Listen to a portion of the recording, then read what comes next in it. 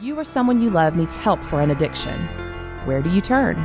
Foundations Recovery Network offers individualized treatment for the whole person. Our goal goes beyond short-term sobriety.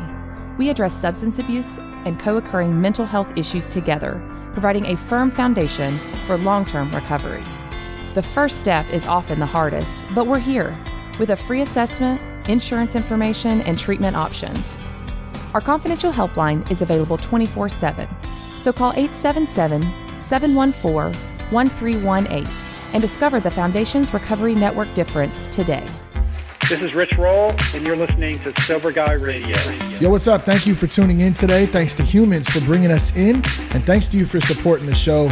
We're out in Oakland, California today at Ume Yoga Studio, and we got the big homie Seth Manter in the house, co-hosting on Sober Guy Radio. What's up, Seth? How are you?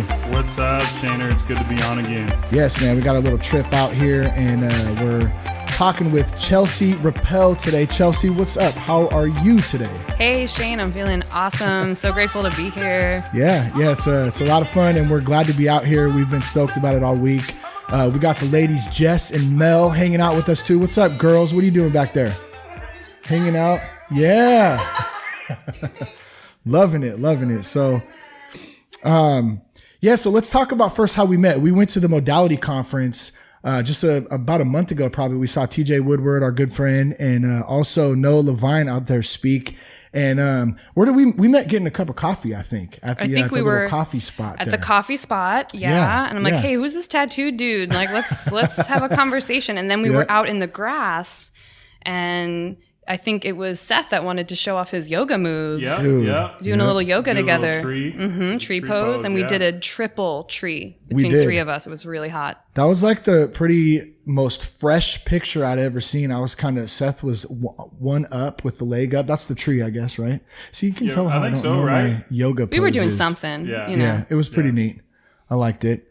We're going to talk today about some yoga. We're actually going to do yoga afterwards, right? We're doing so much yoga. I'm so freaked out right now. I have no idea. I don't even fucking have a clue how to do yoga. So I don't know what that's going to look like. That's the best place to come from. Okay, awesome. Good. Awesome. Yeah. I've been looking forward to it all week too. I'm right there with Shane too, man. Like stressing on it all week. And then today I was like, you know what? Fuck it. Like I'm just going to go and do it. And so here we are. I tried power yoga one time, and that's the only yoga experience I have, and it was at the gym, and it was quite embarrassing. And actually, today's topic of the meeting is shame. So it was very shameful after I tried this power yoga experience because I just wasn't very good at it. But that's part of it, right? You got to practice. It's not like you don't just jump into something and then all of a sudden get good at it one day. It's like recovery, right? Damn straight. Yeah. Yeah. In fact, I remember my first yoga class, and a friend of mine was trying to get me to go forever. We went to a local gym on the Jersey Shore where I was living. This was while I was still smoking, getting high, drinking, partying, and I'm like, okay, this yoga thing. And I was so confused. I spent the whole 50 minutes, like, I couldn't do anything. I was like, these people know what they're doing. I do not. Yeah. I felt ashamed, embarrassed. I felt really uncomfortable. Probably, who knows anymore. And then but it was at the end where they're like, okay, lie down, relax, turn the lights down. I was like, whoa, I'm back in my body for the first time in a really long time. So that was a pivotal moment for me. Kind of actually feeling like in the moment experience almost. Oh yeah. Yeah. And I'm like, I think this is what God is. When they talk about God, I'm like, I don't know this feeling right now that I'm connected to my body and I'm bigger than my body. Yeah. Yeah, it was kind of like a little spiritual awakening at that moment. Very much That's a spiritual awakening. Very much. Mm-hmm. So let's kind of rewind a minute then, and then tell us a little bit about yourself, about how you got involved in yoga. If maybe that you kind of already alluded to that maybe in the first part, but tell us a little bit about yourself, and then your own recovery, and then we'll kind of get into the yoga thing too. Sure. Well, in a nutshell, my first drug of choice was food. I remember growing up, I was the oldest of 7 kids. My parents were having a really hard time. They were going through their stuff. They come from a background with lots of sexual abuse and physical abuse, very traumatic. So they were doing the best they could, but you can only keep that going so long. So I think and I was expected to show up and take care of all the kids. I took on the oldest child role. And so I would be so stressed trying to keep it all together. And I would come home and just like grab the cereal or the cookies, and it was so comforting. Started putting on weight, started feeling like really uncomfortable in my body. I didn't fit in at school, and I didn't look like the other girls at school. And that's how the road took me to bulimia. I learned how to make myself throw up, and Really? that was my first kind of physical addiction. Just that cycle of like, I got to have comfort. I can't deal with this. I'm going to eat something. And then I'm so embarrassed. I'm so ashamed in my body of what I've done. Let me get rid of it. Yeah. And then it wasn't until maybe 10 years later, when someone offered me marijuana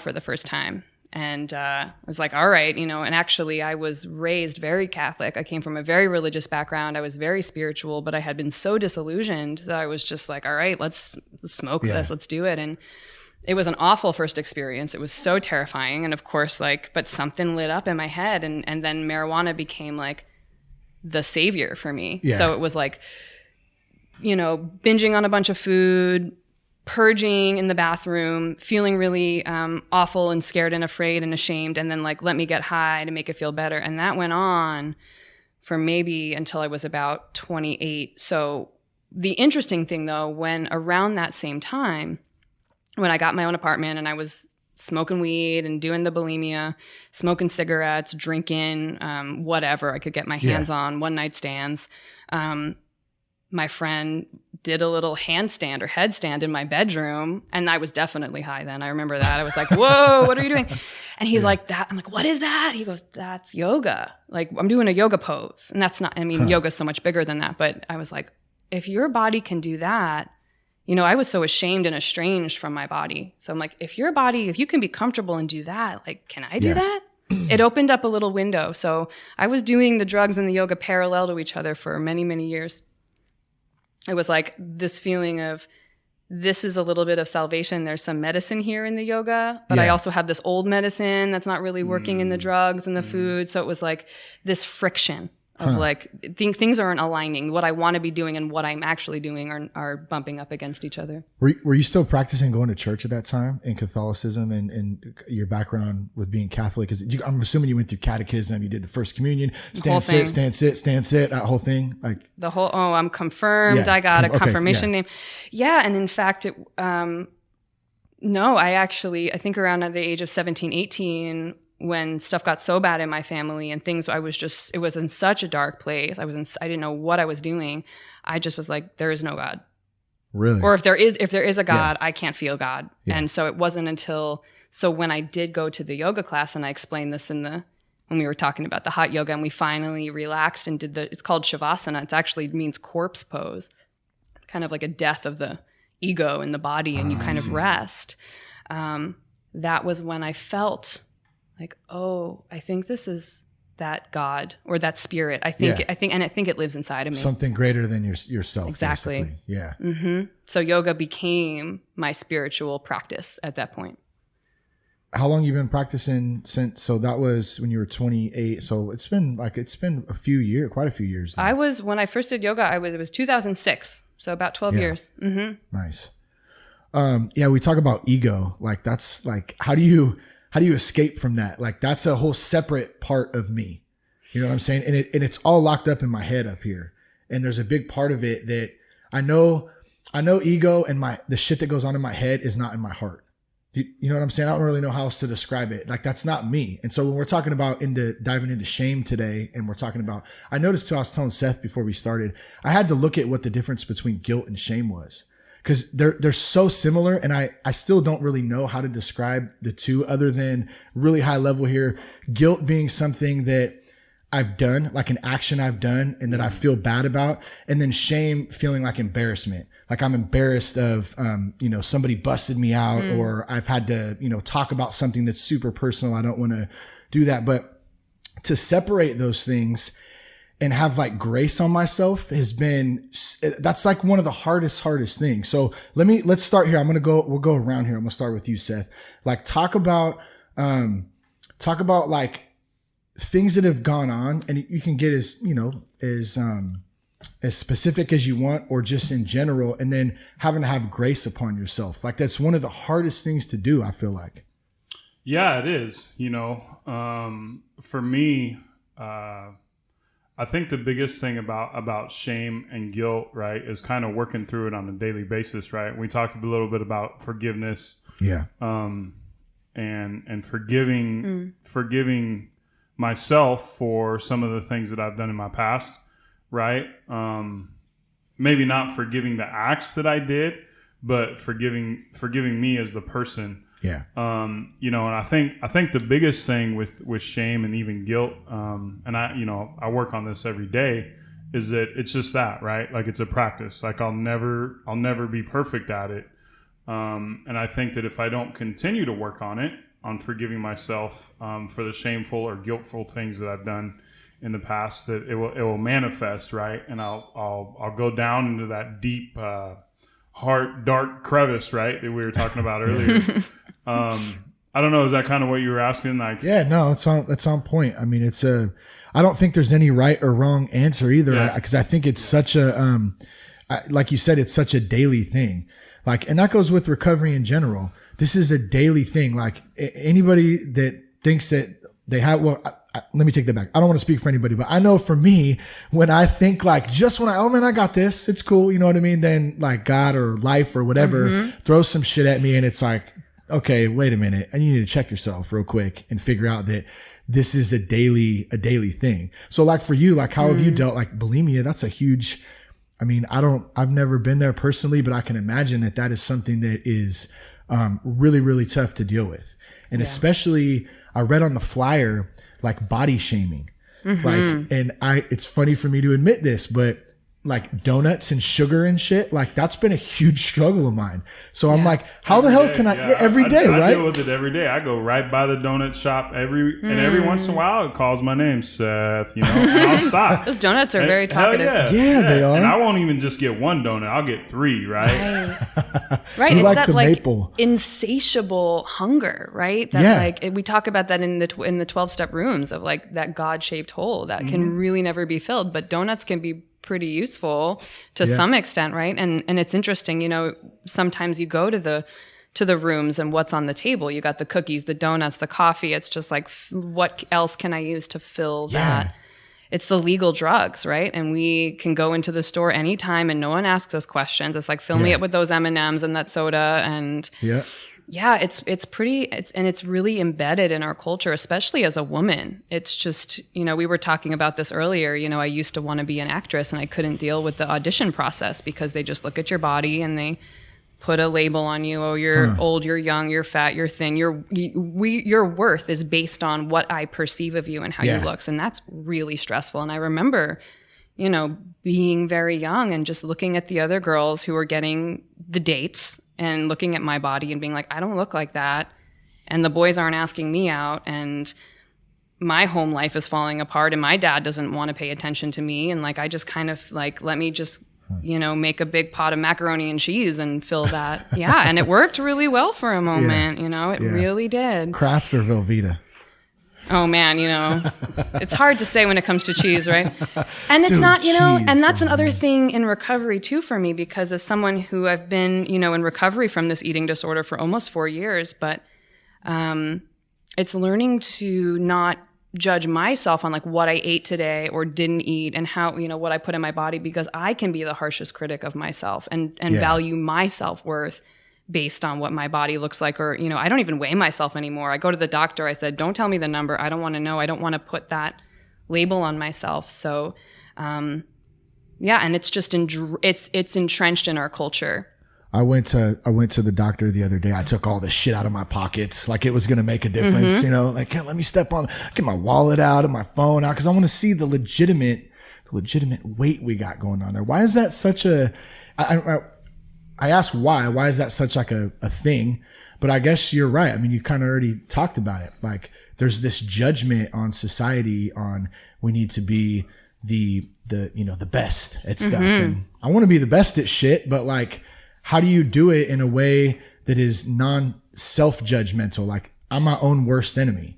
You know what I mean? How do you deal with something like that? Being your own worst enemy? Gosh, and I think so many of us, I mean, that inner critic, I labeled it my inner critic or my inner bulimic. When she's talking, she's got a very specific vocabulary, and I've learned to label her. But for me, that's where the yoga comes in. Yeah. First of all, just to be able to befriend my body, whether I'm in a posture that's challenging me or a posture that feels good, and I'm like stretching something that feels really good. It's like I'm learning to befriend my body and treat it with kindness. And even get to know how it feels in my body. You know, when I chose at a very young age that, you know, I was fat, I was unlovable, I left my body. And many of us do that with drugs and alcohol. And that was what pot did for me and alcohol did for me. You know, I didn't want to be in my body. It was not a safe place. Yeah. So yoga is kind of the bridge between, like you were saying, Shane, my head and my heart are two different things. Yeah. Yoga for me, and the practice of mindfulness in general, meditation, is about connecting my head and the inner critic or whatever voice is going on with the heart and what it really wants, or the gut, like the intuition, the inner knowing of like where I'm supposed to go and who I'm supposed to be. So building that bridge, because the body is so full of wisdom. Yeah.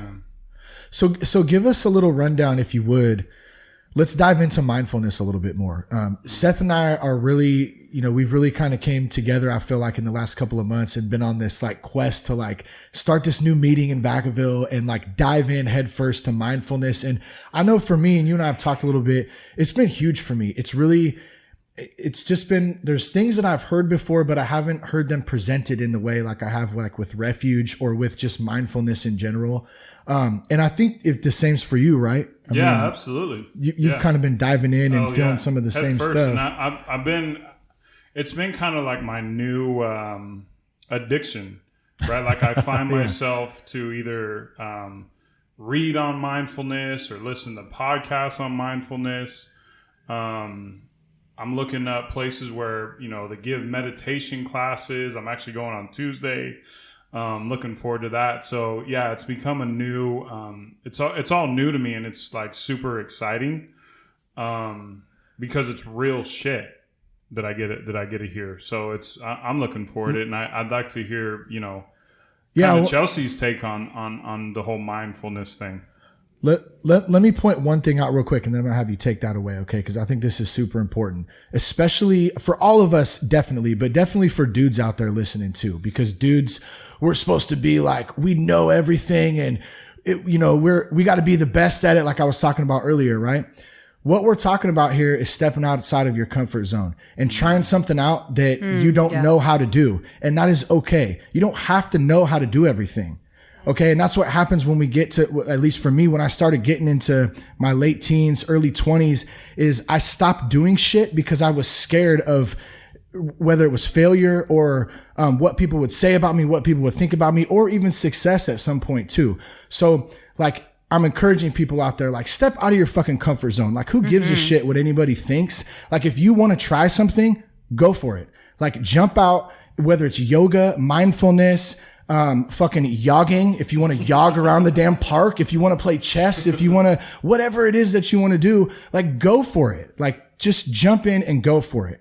Okay, so let me stop there. I just wanted to point that out because I think it's so huge. Are you fired up right now? I'm fucking always fired up when I do this shit, man. I get to, I'm like, are you kidding me? That's like, good. I feel it is, man. Good. It's just good. Like, I love it. And there's nothing better than feeling that inside. So Chelsea, let me rewind and then give us your take on mindfulness. Cause yes, I want to hear it too. Oh, wow. That's such a broad, I know. Such a broad really topic. Got you there, huh?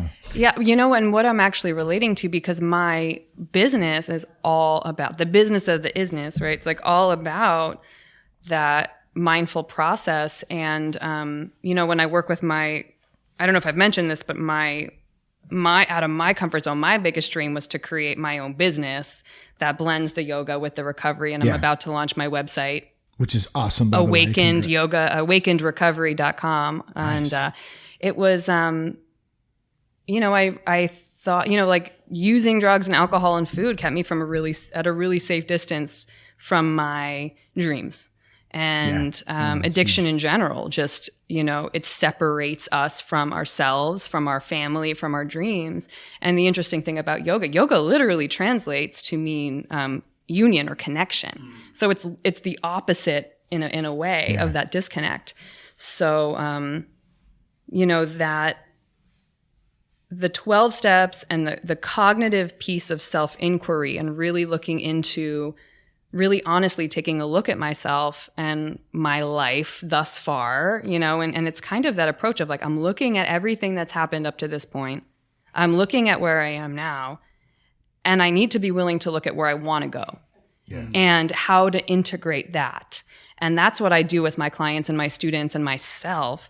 And if I only use the cognitive approach, if I'm just using the brain, and taking my inventories and, you know, and looking to my resentments, it's so useful. And at some point, I'm also going to need to be aware of what that brings up in my body, what that brings up in terms of even being able to listen to my heart when it's like, hey, Chelsea, we really want to start a business and we really want to get out of the comfort zone. Like, to even be able to listen to that voice, I need to be mindful of it. I need to get quiet and listen. How long did you do that while you were still drinking and smoking? Because I know for me, I used to do that. I would sit in the garage and I would daydream about all this stuff. And then I'd make excuses why I couldn't do it because of this person or that person or this happened to me or whatever. Yeah. So there was a lot of like daydreaming, but never any activeness, never any active pursuit that was like a foundation to run on. It was always just bullshit thoughts that were never followed through. Did you experience any of that too? Oh yeah. It's such a fun game. Yeah. It's definitely a game. Just that's like, wow, for sure. let's play this game again. Yeah. Right. Like I said, in 2006 was when I first discovered yoga and mindfulness. And I even moved myself from New Jersey out to California to live at a Buddhist retreat center for 4 years. Cause I'm like, I think I want to find this mindfulness thing. I don't know where it is, but I was so in the addiction. Yeah. So it was so painful to be sitting in my like Buddhist meditation class and Buddhist philosophy class and studying and being mindful and being like, look at what you're doing. In fact, I just found an old journal that was like writing during that philosophy class saying, Chelsea, you're causing this pain. Your actions are literally causing the very depression, anxiety, fear that you are struggling with. The actions, like you're saying, like I'm just keep doing this thing. And you're the one with the power to change that. But it was like 8 years.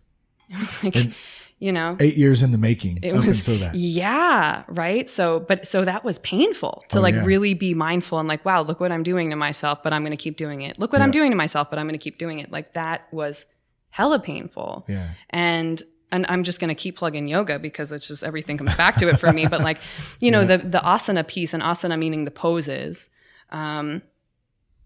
those are in the body. That's the action, right? And where it's all about get into action, the action steps. And like, if I don't even know how to like get in my body and take action on things and feel what that's like, then I've like, most of us don't even have the tools for that. Yeah, for sure. I have no idea. No, I have no idea. But if I'm like, clue. oh, okay, this is what it feels like to be standing on my feet. And this is what it feels like to be like moving through space. And like, oh, it's not that bad. One of the things I always liked, Noah says it a lot on the meditations is right here, it's like this. I don't know what it is. Right here, it's, and I'm like, yeah, wait a minute.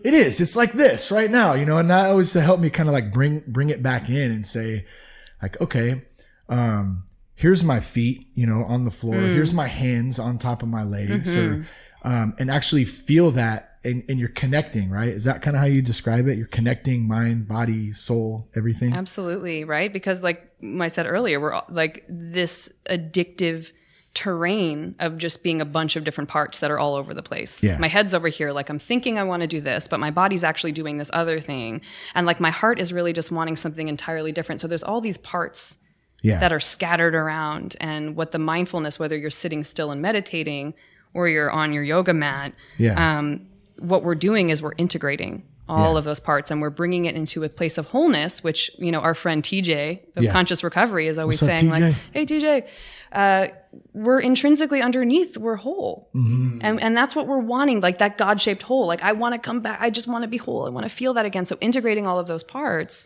and learning, like you said, just to feel my hands and feel my feet. And I'm like, I'm here. Yeah. It's funny too, Seth. I was just thinking about this, is that you haven't done yoga yet, right? No. We're going to do it today. We're going to have some fun with it. And at the same time, you actually have such a big part of yoga in your life with your mom and Jay. You know what I mean? Like your mom has done, how long has Kim She's done been yoga? doing yoga probably 15 years now. Yeah. So, I mean, you've been around that, like, and we should come out here again. We should bring Jay and Kim out here. That'd be freaking awesome. You love his mom and Jay. They're freaking awesome people. Bring everyone. Yeah, I know. That's what I'm saying. We'll just bring the whole damn crew. Scotty and Mel, they need to come too. But you've been seeing that practice for a long time. And like, what have you seen that do for your family? Even? So I've seen it definitely change lives, right? My mom and Jay, for sure. I don't know. You kind of put me on the spot there. Yeah, I know. but I do definitely see something that's attractive is that they're in tune with themselves, right? And they've definitely got a peace about them now, and that's kind of something that, or it's not kind of something, but that's what I'm after right now. After being clean and sober for 8 years, it's like, okay, like, yeah, it's cool that I'm fucking sober. It's cool that I'm clean, but it's like I'm yearning for something else. And I think it's finding that inner self, really. And I've everything else that I've done in the past hasn't really worked for me, right? So when we go back to talking about getting out of the fucking comfort zone, this is something that's been kind of in the works for quite some time. It's something that I've wanted to do, and this opportunity came up, and it was like, holy fuck, dude, like, it's coming up, and rather than to shy away from it and come up with excuses why I couldn't make it here today, it was more like, dude, I'm so stoked, right, to come. So it's definitely something that I've always yearned for and wanted. Right. So Chelsea, I'm so grateful for, opening up the studio for us to come down and hang out and obviously do the podcast. But, the podcast is cool, but I'm like, I can't wait to, I want to get to the yoga for sure. I'm really looking forward to it. Yeah. Tell us about Ume. So Ume Studio here in Oakland, California. Give us a little background on that. Yeah. Well, this is the studio where I teach. So just want to be clear, I don't own this studio, but maybe someday. You never know. What we're referring to, for those of you that don't know that are just tuning in, we are about to do the monthly yoga of 12-step recovery class that Ume allows me to host here once a month, every third Sunday. And there's yoga 12-step classes all over the country if anyone is not in Oakland, and you can go to y12sr.com and find a teacher near you, a meeting near you. But I'm really blessed because, I approached Ume, the managers, one day. I said, hey, there's a lot of people struggling with their own addictions, their own compulsive behaviors. And I'd love to offer this class, and we can't really pay you. Like, we can give, because the Y12SR, it's all up just like the 12 steps. It's like, give what you can, and then we make a donation. But, they were really receptive and open, and they said, yes, we need that. Absolutely. So I'm so grateful, because there are definitely other studios in the area I've heard that are not open to things like this. So the fact that they were, we're right in the heart of Oakland. Marijuana just became legal. It's everywhere. There's drugs everywhere. It's a party over here. So to just be able to say, yes, that's a positive thing for some people. And then for those of us that struggle, there's a space for you. So, we do this every third Sunday, and what it is it's the first portion of the class is an open level meeting. So we get people who are in all types of 12-step programs, and then people who are not in 12-step programs, because not everyone resonates with that. We have, which is cool. I like it. Great. I think that's really good. So great, because it's not, there really just is not one path, and I have to be really clear about that. There are many ways to get to the same place of this freedom that you're saying, Seth, you're looking for. And then after we do the meeting, which Shane is going to be speaking at, so I'm so stoked on that. He's going to be sharing with. What I'm going to talk about. Just going to let it roll. So it's clear, but so I'm so excited. Just let it roll. Yeah. So we'll, and then everyone will get the chance to share and like maybe even claim some of the shame they've been holding on to, and just name it, and be like, and see the other people in the circle nodding their heads and like, yes, I relate to that. And then we're going to take it to the mat. So whatever shows up in the circle during our meeting, we literally take what comes up, whether that's shame, fear, joy. I can have a plan, but sometimes other things happen. Yeah. And then we actually embody those principles by moving into poses that reflect, whether it's trying to reflect a feeling of surrender and moving into restorative poses, or reflecting, courage and moving out of your comfort zone, going into a pose that I'm like, oh, I don't know about this. And you try it and you learn that you can be there for 3 breaths. And then you have that embodied experience knowing that, oh, I can do that again. Yeah. We need to build that muscle of action. Sick. You said about having a plan. I gotta throw a quote out here, okay? Everybody ready? Quote me up. Mike Tyson. I wish I could say it in Mike Tyson's voice, but I'm not even gonna attempt to. Just imagine it in your head as I'm saying this. Everybody's got a plan till they get punched in the mouth. It's one of the best I've ever heard right there. I love it. And it's so true, because when we try to plan, I was telling Seth before, I said, yeah, I think I'm gonna speak today at the meeting. And anytime in the past I've spoken at places, I try to take notes. It's like, it's not from the heart, I feel like. I mean, you can take like bullet points stuff. We'll do that with the podcast sometimes, but like to get like truly vulnerable and just talk about, because you never know what's going to come up. And same thing with you never know what's going to come up in like a topic. Maybe you have a meeting that has one specific topic, and then you get going on other topics, and then it might take over the whole thing and be just what someone needed to hear that day was that. It might not be something else. What's next? You got the website rolling out pretty soon.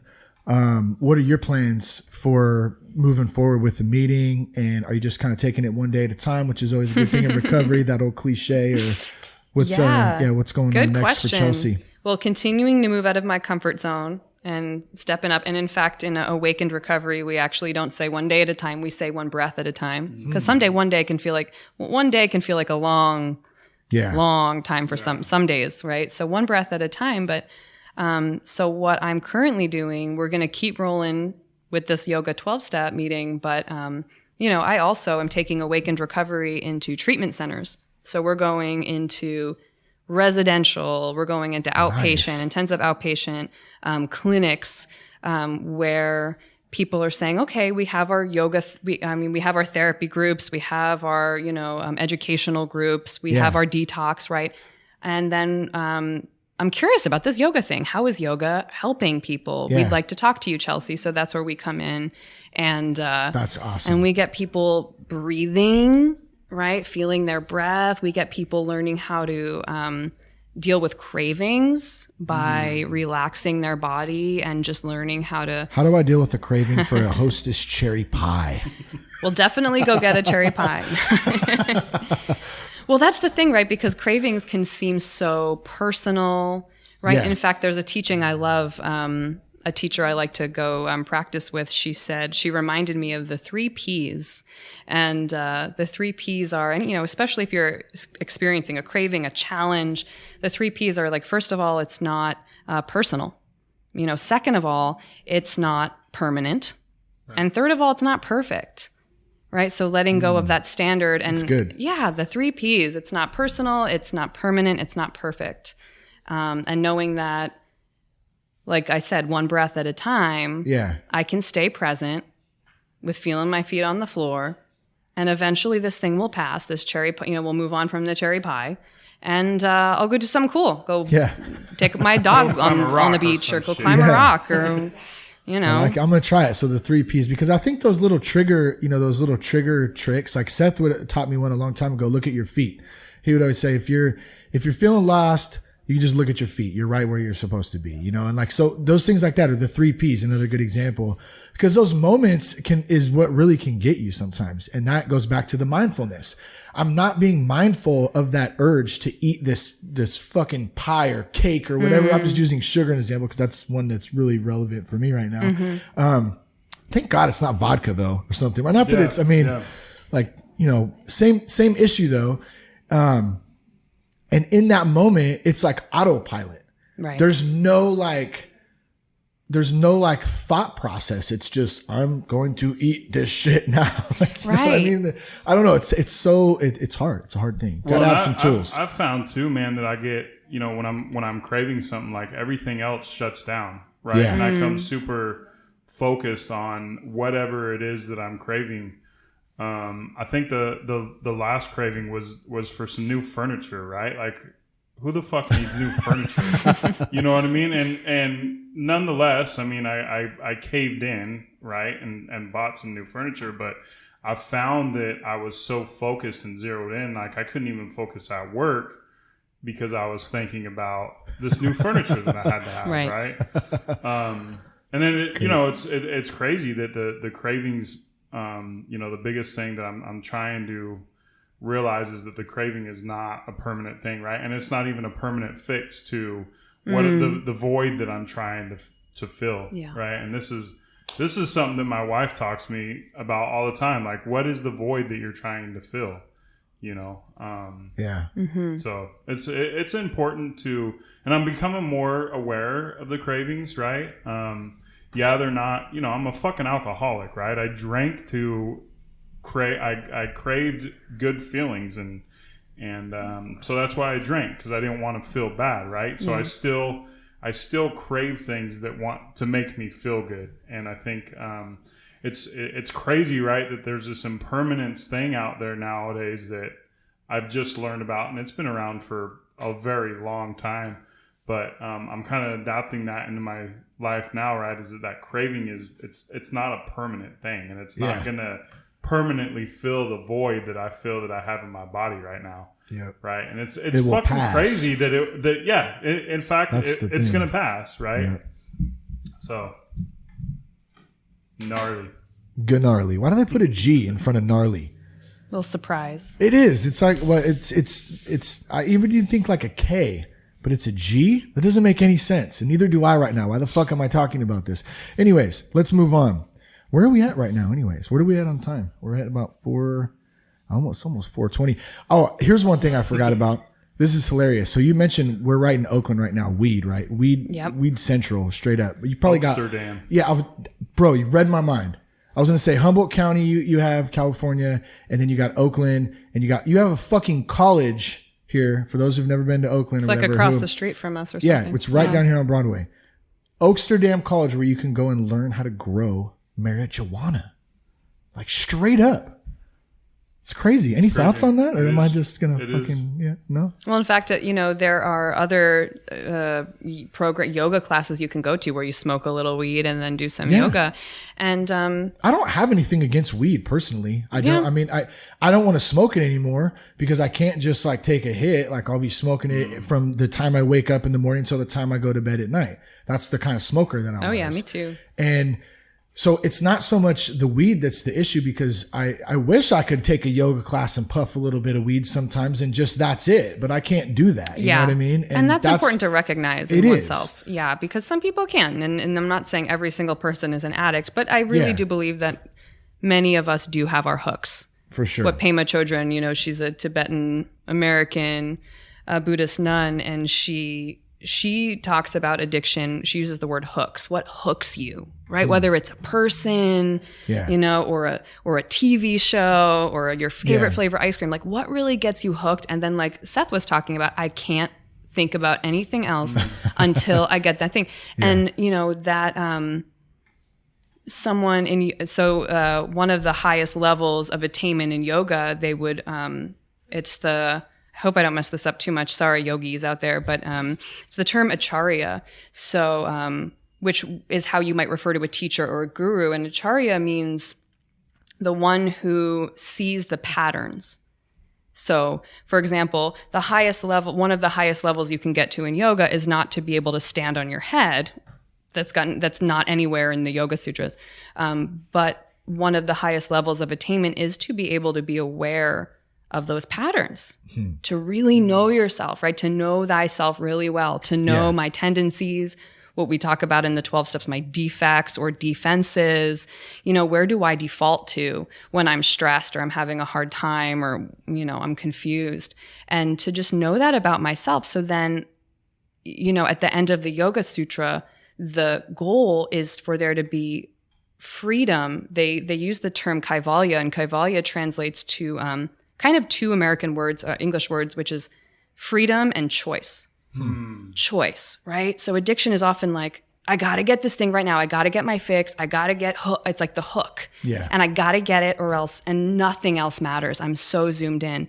But to be able to see my patterns and know that about myself, and then to know there are other options, that's freedom of choice. If I can make a different choice. So that's where I want my clients, my students, myself, my sponsees to get to know, like, I have a choice. Yeah. And I'm also like, I have some agency over that choice. I'm not just victim of my circumstance, my childhood, my parents. I live in Oakland. There's weed everywhere, so I got to do it. But like, I actually really know that there's more choice, and thereby there's more space.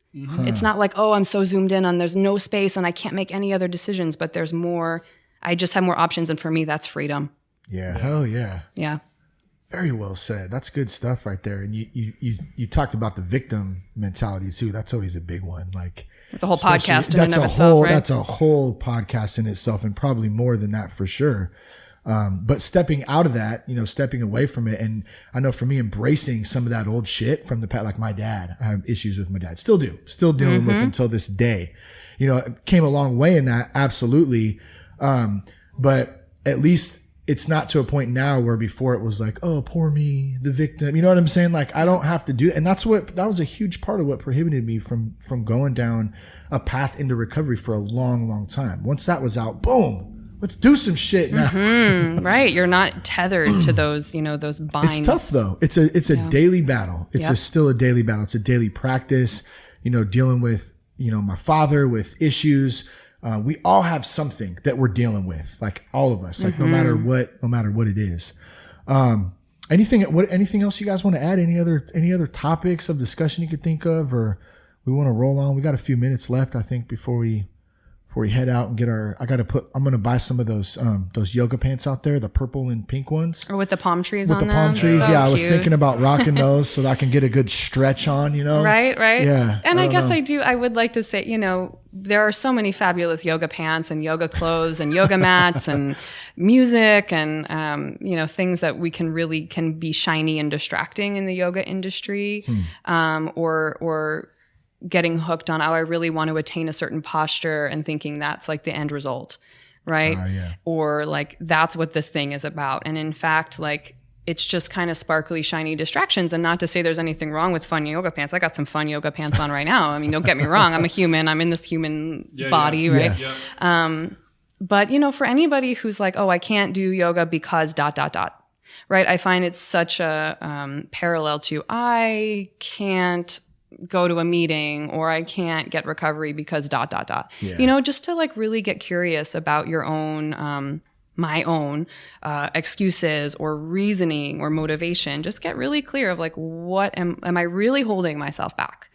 And I love what Shane said about, like, you've had your mom was for 15 years doing yoga, and you're like, I kind of want to do this thing, and like, wait, but let me see, why am I really not trying this? Like, let me call myself out a little bit, because I do want to I do feel like there's something better here. So just get really curious about the motivation, because it's not, palm tree yoga pants are fun, and they're not, it doesn't stop there.